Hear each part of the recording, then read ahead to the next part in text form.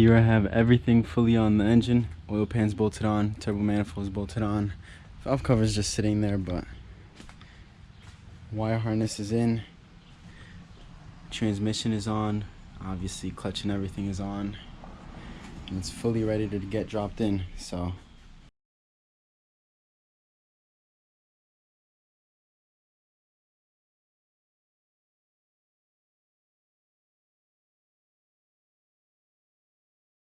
Took a little bit because the engine sits so sideways, but she's in. It's so weird having this. Like I could literally just come right up in front of it with no core support. It's so nice, but I didn't scratch anything, thankfully.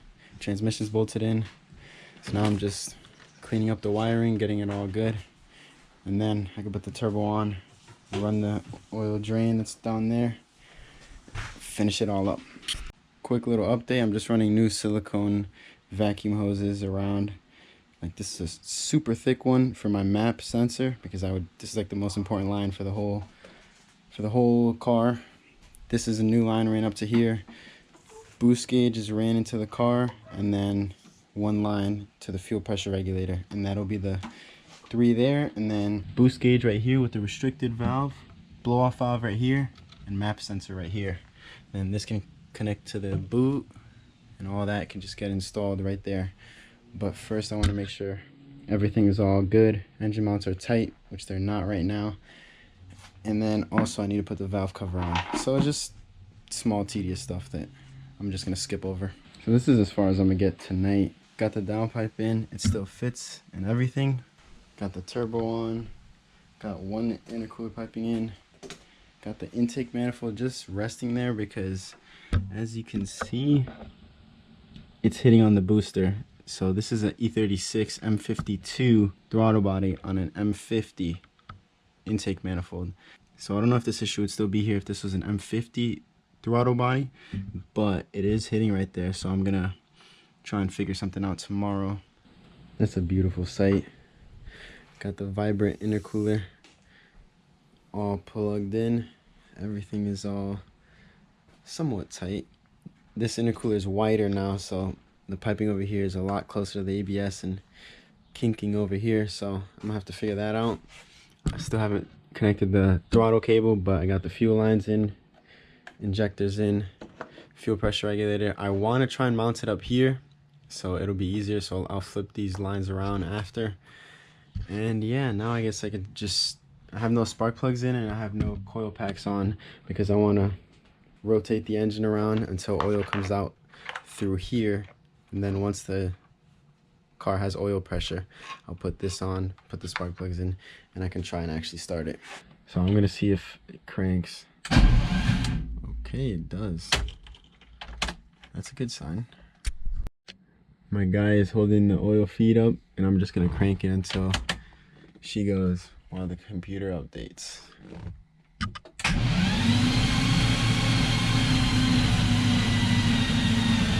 The battery's loving it.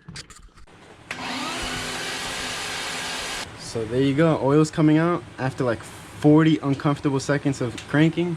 Now I can put that on, put the spark plugs in, put the coil pack on, make sure everything is good.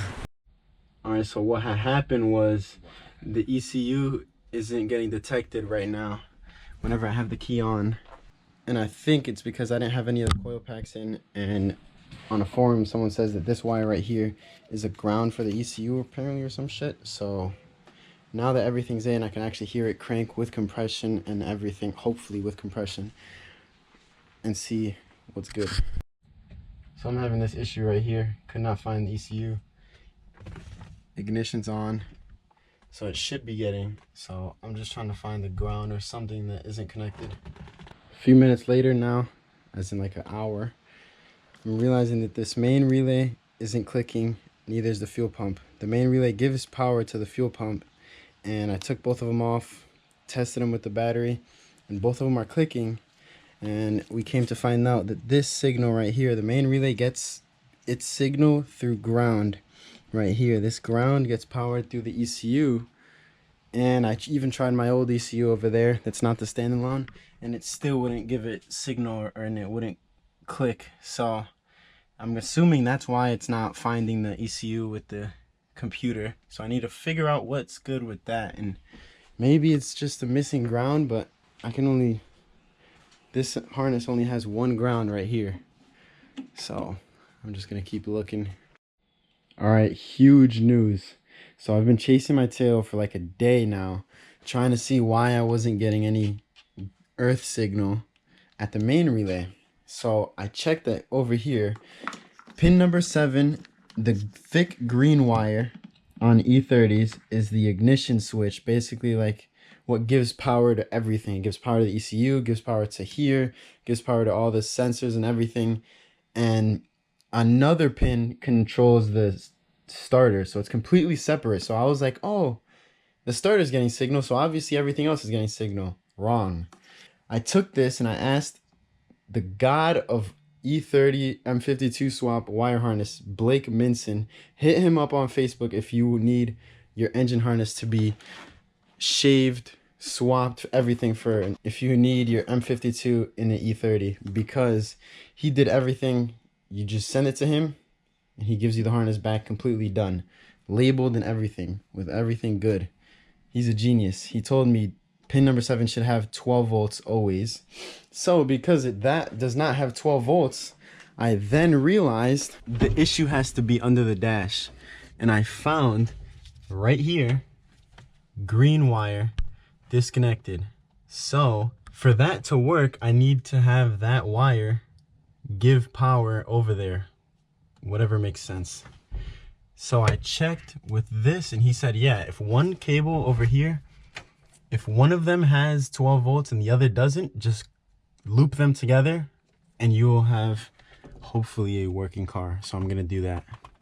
So right here I have the 2 green wires. It's really dark right now, sorry, but key is off right now, and then when I turn the key on, it gets 12 volts. So I'm gonna connect these 2 wires right here and hopefully the car will start then.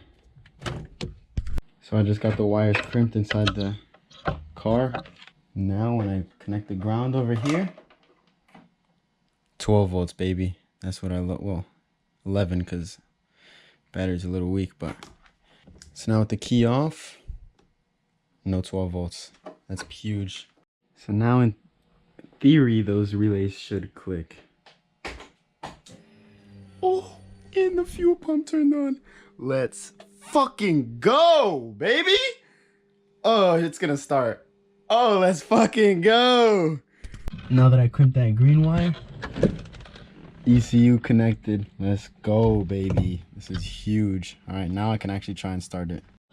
So since I'm alone, I'm just gonna try and check for leaks, check the air-fuel ratio, check the fuel pressure, make sure everything is looking kind of decent. So I'm just gonna prop you guys up here and I'm gonna go try this.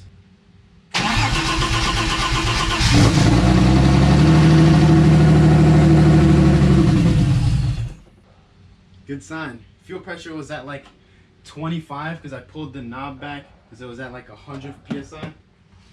So now I can put it back to where it was because I didn't want it to have too much fuel pressure.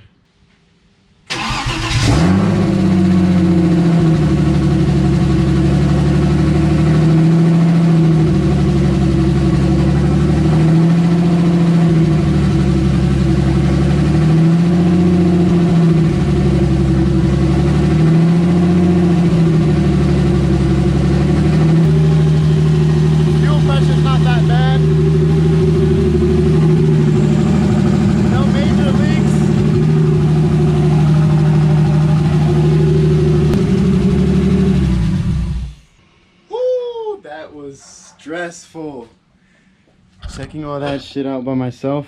So I don't have a belt on, so the alternator wasn't spinning because I don't have any water in it, because I cracked this thermostat housing.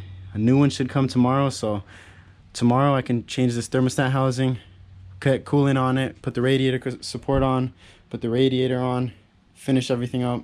It starts, it runs, it revs, it does everything like it should. Now I can actually finish putting the whole car together. I'm so excited.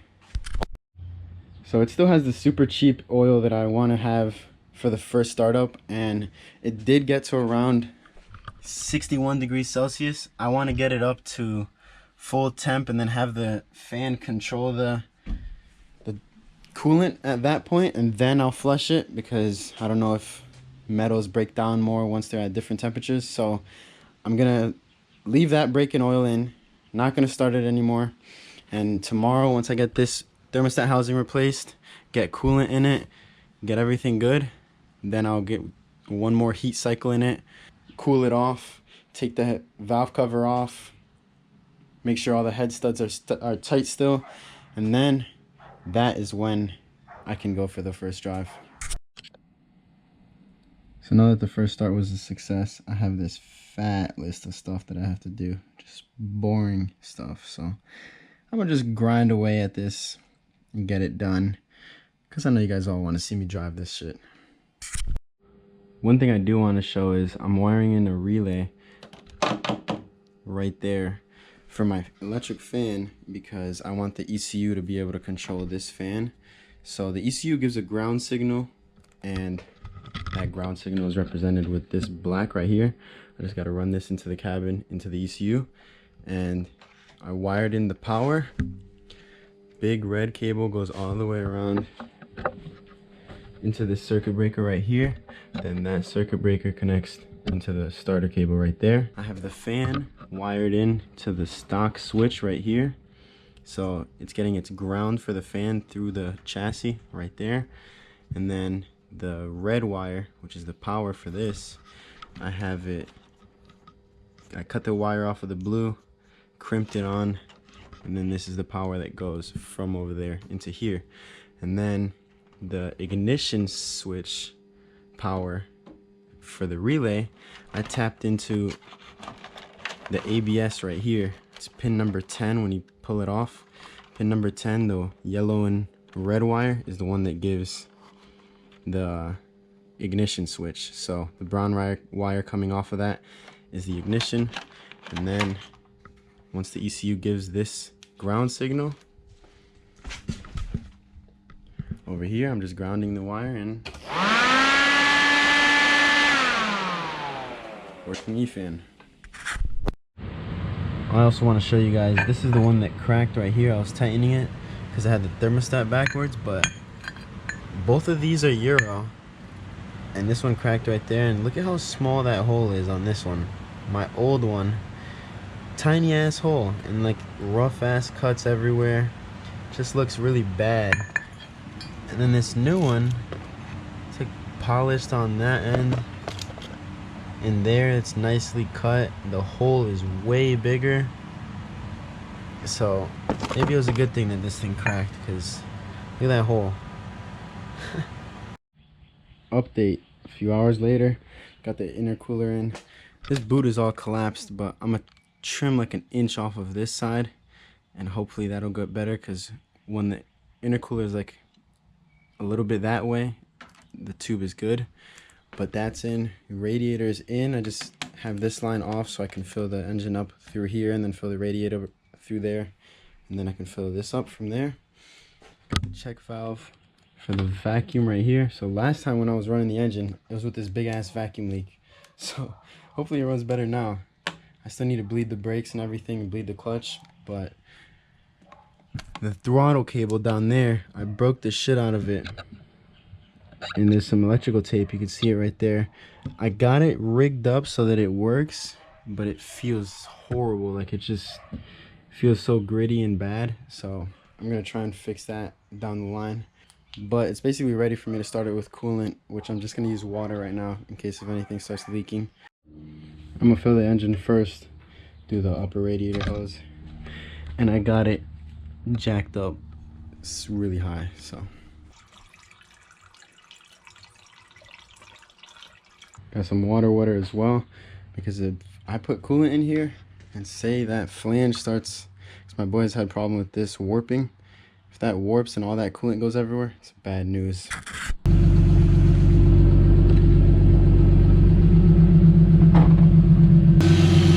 Fuel pressure's a little low. Now I don't have any vacuum leaks and it's idling so smooth. I just have this bubbling right now until so that goes down, and once the thermostat opens, all that coolant will get sucked in. But it's idling so smooth. I got it up to temp, revved it a little bit. Bottom radiator hose is warm now, so thermostat opened. So I can get this cheap ass oil out and put the nice braking oil in. It's a good sign though. I don't see anything crazy in it. It's relatively clean right there. I got the valve cover off because I want to retighten the head after the first oil change, and none of my sockets fit. It has to be a 12.12 millimeter, and none of them fit. Literally gets stuck on the cam tray. So I'm probably gonna have to pull the cams out, which is so annoying. I really don't want to do that, but I have to retighten the head. I got a lot done. Fenders are on, radiator is welded in, and that's primed. And I welded these brackets in because there's not a lot of space.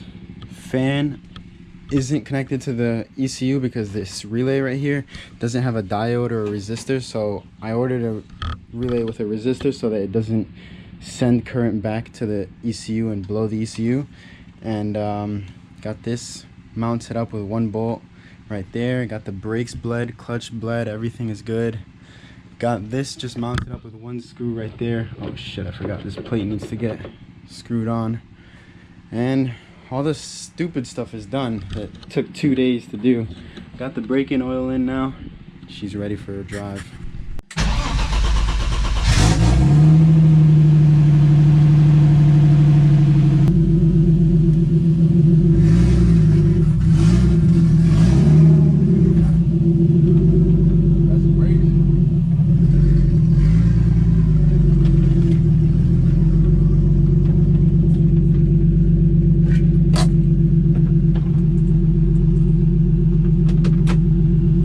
Let it heat up. All right, 75 degrees. Let's just go for it.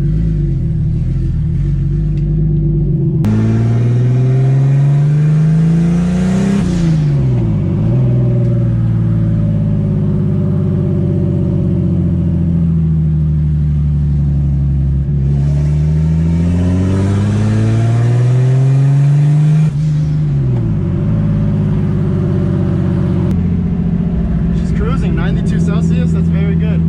It's not overheating.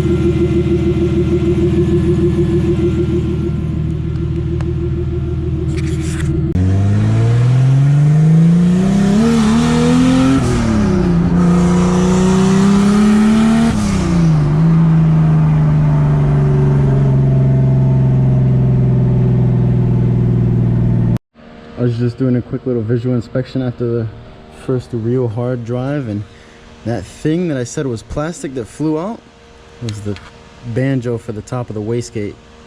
Slipped right out. So I was just driving down the street, about to get home, and I was going mid-rip and it just fucking fuel cut crazy and just died. No gas, nothing worked. So I just coasted all the way down the hill over here, literally like 2 minutes away from my house, and I saw no fuel pressure. Fuel pump fuse is blown. I think it's gonna be good now. I think it's gonna start.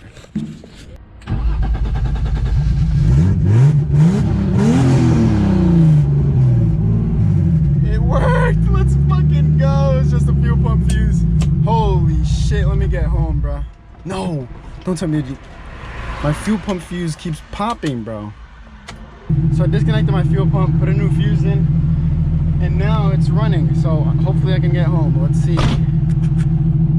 Jesus. I need to figure out why that fuel pump fuse keeps blowing. So just as a last little final note, we took the fuel pump relay out and we checked the amperage from 30 to 87 right here. Jumped them together and I'm getting about 8.7 and 8.9 amps. So the 7.5 amp fuse isn't enough. So we put in a 10 amp, and if this 10 amp one survives and doesn't blow up, then I know that the relay kit that I just ordered is 100% gonna fix it, because this is only a band-aid. It's not really a good idea to change the fuse because then the wires could burn. So if this works, relay is gonna work and we're all set. So just a quick story. My dad, and when I had my other vert, he only went in that car once in 3 years. So now that this car is faster. Why? Because you never listen to my safety concern. I don't know about all that. Yeah, that's true. Now you start listening when you see that. No, I'm better at doing my mechanic stuff now. That was the test car.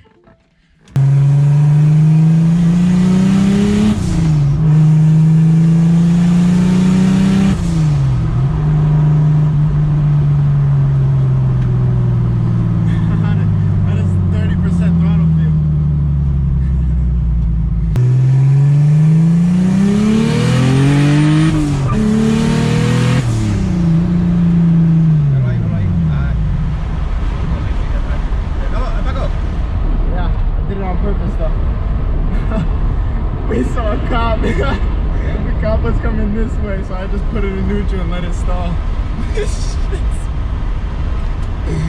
It's so loud, I don't know how you didn't hear it. I don't know how you didn't hear it, what the hell?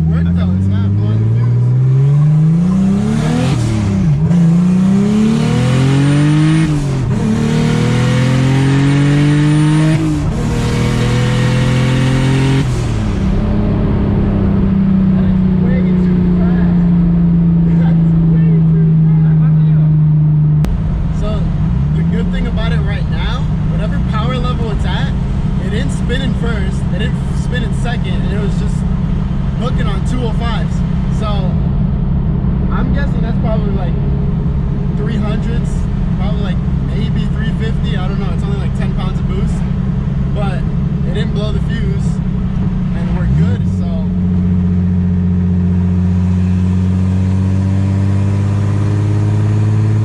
what do you think about it? Does it feel good? Yeah. The only thing that we need to fix is the muffler. Muffler, yeah, but it's 96 today, probably feeling like 102. I was gonna do it this weekend. It's Sunday right now. I'm all set.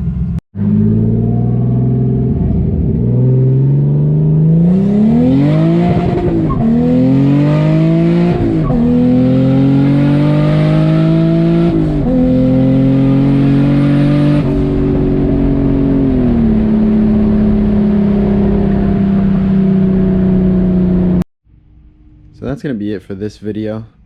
Thank you guys for watching. Leave a like if you enjoyed it. Subscribe if you want to stay tuned for more driving videos on this. I am going to install the fuel pump relay and have that issue be fixed and never have to worry about it. My cousin gave me this sparco seat that I'm going to try and adapt to the E30 rails by welding some brackets on there. video coming on that.